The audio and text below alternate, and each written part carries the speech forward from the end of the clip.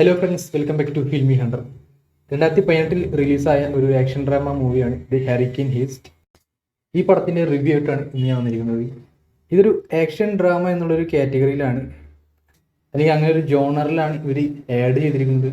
പക്ഷേ ഇത് മൊത്തം പറയുകയാണെങ്കിൽ ഒരു ഡിസാസ്റ്റർ ത്രില്ലർ എന്നൊരു കാറ്റഗറിയിൽ ഉൾപ്പെടുത്താവുന്ന ഒരു പടമാണ്. എനിവേ, ഈ പടത്തിൻ്റെ സ്റ്റോറി എന്താണെന്ന് വെച്ച് കഴിഞ്ഞാൽ ഒരു ഒരു ഹേസ്റ്റ് സ്റ്റോറിയാണ്. ഒരു ഹേസ്റ്റിന്റെ ഇടയിൽ ഒരു ഡിസാസ്റ്റർ നടക്കുന്ന പോലത്തെ ഒരു സ്റ്റോറിയാണ് ഈ പടത്തിന്റെ. ഒരുപാട് അങ്ങനെ റിവീൽ ചെയ്ത് പറയാനൊന്നും പറ്റത്തില്ല, കാരണം ഈ പടം കണ്ടതിന് ശേഷമേ നിങ്ങൾക്ക് അത് മനസ്സിലാക്കാൻ പറ്റുള്ളൂ. അത്രയ്ക്ക് അടിപൊളിയായിട്ടാണ് ഇവർ എടുത്തിരിക്കുന്നത്. പടത്തിന്റെ സ്റ്റാർട്ടിങ്ങിൽ തന്നെ ഒരു സ്റ്റോമിൽ പെട്ടുപോകുന്ന ഒരു അച്ഛനും രണ്ട് മക്കളെയാണ് കാണിക്കുന്നത്. സ്റ്റോമിൽ അല്ലെങ്കിൽ ഒരു ഡിസാസ്റ്ററിൽ പെട്ടുപോകുന്ന ആൾക്കാരെ എന്തായാലും ഒരാൾ മരിക്കണമല്ലോ. അതുപോലെ തന്നെ ഈ മക്കളുടെ അച്ഛൻ മരിക്കുന്നൊരു സീനുണ്ട്. അത് തന്നെ ഭയങ്കര റിയൽ ആയിരിക്കും.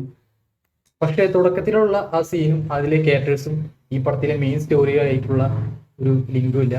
അതൊരു വേറൊരു സ്റ്റോറി പോലെയാണ് കാണിച്ചിരിക്കുന്നത്, അല്ലെങ്കിൽ ആ ഡിസാസ്റ്ററിൽ ആ നാട്ടിൽ നടക്കുന്ന വേറൊരു സീൻ പോലെയാണ് കാണിച്ചിരിക്കുന്നത്. എന്തായാലും തുടക്കം അതുപോലൊരു സീൻ വെച്ചത് എന്തായാലും നന്നായിരുന്നു, കാരണം ഒരു അടിപൊളി സിനിമയാണ് നമ്മൾ കാണുന്നത്, അല്ലെങ്കിൽ അതിൻ്റെ ഒരു എക്സൈറ്റ്മെന്റ് നമുക്ക് ആ തുടക്കത്തിൽ തന്നെ കിട്ടും.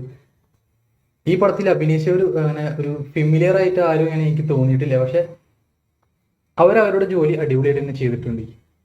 ആരും അങ്ങനെ ഓവറായിട്ട് അഭിനയിച്ചിട്ടൊന്നുമില്ല. എല്ലാവരും അവരുടെ പണി നീറ്റായിട്ട് തന്നെയാണ് ചെയ്തിരിക്കുന്നത്. ഈ പടത്തിന്റെ സിനോപ്സിസ് വായിച്ചപ്പോൾ തന്നെ ഞാൻ ഒരുപാട് ത്രില്ലായി, കാരണം ഒരു ഡിസാസ്റ്ററിന്റെ ഇടയിൽ കൂടെ ഒരു ഹേസ്റ്റ് നടക്കുന്നത് തന്നെ ഒരു പുതിയൊരു വിഷയമായിട്ടാണ് എനിക്ക് തോന്നിയത്, പുതിയൊരു കഥയായിട്ടാണ് തോന്നിയത്. അതും ഈ ഡിസാസ്റ്റർ നടക്കാൻ പോകുന്നുണ്ടെന്ന് ഈ ഹേസ്റ്റ് ചെയ്യുന്ന ആൾക്കാർക്ക് അറിയാത്തൊരു കാര്യമാണ്. അവർ ആ 400 മില്യൺ എടുത്ത് എസ്കേപ്പ് ആകുന്നുള്ള പ്ലാനോട് കൂടിയിട്ടാണ് വന്നത്. പക്ഷെ ഇതിന്റെ ഇടയിൽ കൂടെ ഒരു ഡിസാസ്റ്റർ വരുന്നുള്ള കാര്യം, ഒരു സ്റ്റോം വരുന്നുള്ള കാര്യം അവർക്ക് അറിയില്ലായിരുന്നു.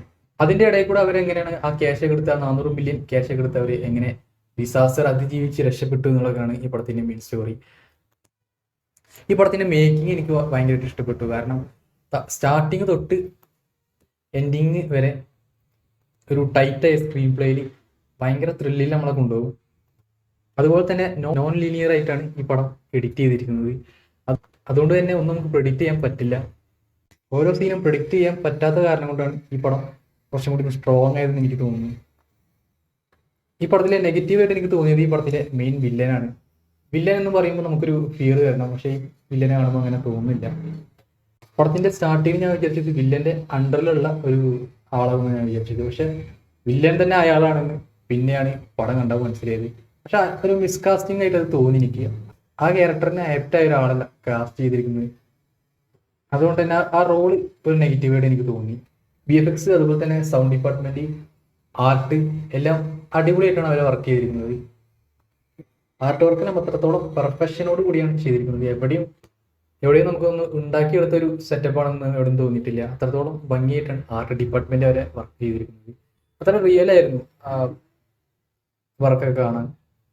എന്തായാലും ഈ പടം നിങ്ങൾ കാണാൻ ശ്രമിക്കുക, കാരണം ഇത് തുടങ്ങുന്നതും അവസാനിക്കുന്നതും നമ്മളറിയില്ല. അത്രത്തോളം ഫാസ്റ്റ് ആയിട്ടാണ് ഈ പടം മൂവ് ആവുക. പടത്തിലെ ക്ലൈമാക്സ് എനിക്ക് ഭയങ്കര ഇഷ്ടപ്പെട്ടു. അതുപോലെ തന്നെ പടത്തിലൊരു ക്ലൈമാക്സ് ട്വിസ്റ്റും വെച്ചിട്ടുണ്ടാവും, അതൊന്ന് കണ്ടു നോക്കുക. സ്റ്റാർട്ട് ടു എൻഡ് വരെ ഒരു അടിപൊളി ഡിസാസ്റ്റർ ത്രില്ലർ പടമാണ് ദി ഹീസ്റ്റ്. എന്തായാലും നിങ്ങൾ മസ്റ്റ് ചെയ്തൊന്ന് കണ്ടു നോക്കുക. വേറൊരു വീഡിയോയിൽ നമുക്ക് പിന്നെയും കാണാം. ബൈ.